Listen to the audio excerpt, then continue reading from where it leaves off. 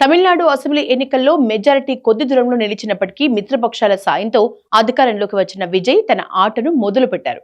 బల పరీక్షలో తనకు అనుకూలంగా ఓటేసిన 25 మంది అన్నా డీఎంకే రెబెల్ ఎమ్మెల్యేల వర్గంలోని 3 ఎమ్మెల్యేలతో రాజీనామా చేయించారు.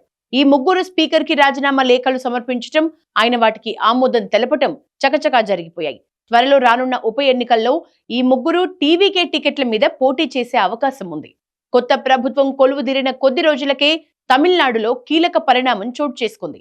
2 వారాల క్రితమే ఎమ్మెల్యేలు ప్రమాణం చేయగా వారిలో 3 ఈ రోజు అంటే సోమవారం రాజీనామా చేశారు. Perundurai MLA S Vijay Kumar, Madhurantakam MLA Maragatham Kumaravel, Dharapuram MLA P Sathyabama తమ పదవులకు రాజీనామా చేశారు. అన్నా డీఎంకేకు చెందిన ఈ 3 ఎమ్మెల్యేలు సోమవారం తమిళనాడు స్పీకర్ జేసీడీ ప్రభాకర్ కి తమ రాజీనామా లేఖల్ని సమర్పించగా స్పీకర్ వెంటనే ఆమోదం తెలిపారు.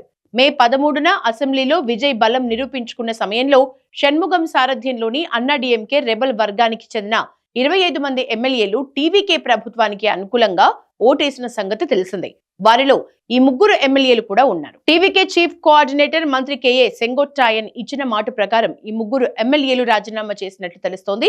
వీరు ఎమ్మెల్యేలు పదవికి రాజీనామా చేస్తే రానున్న ఉప ఎన్నికల్లో మళ్లీ మిమ్మల్నే బరిలోకి దింపుతామని టీవీకే నుంచి వారికి హామీ వచ్చిందని సమాచారం. ధరపురం, పెరుందరై నియోజకవర్గాలు అన్నా డీఎంకేకు కంచుకోట లాంటి పశ్చిమ తమిళనాడులోని కొంగు ప్రాంతంలో ఉంటాయి. మధురాంతకం నియోజకవర్గం చెన్నై నగరానికి చేరువగా ఉంటుంది. తమ పదవులకు రాజీనామా చేసిన తర్వాత ఈ 3 ఎమ్మెల్యేలు టీవీకే కీలక నేత మంత్రి ఆధవ్ అర్జునను ఆయన ఛాంబర్ లో కలిశారు.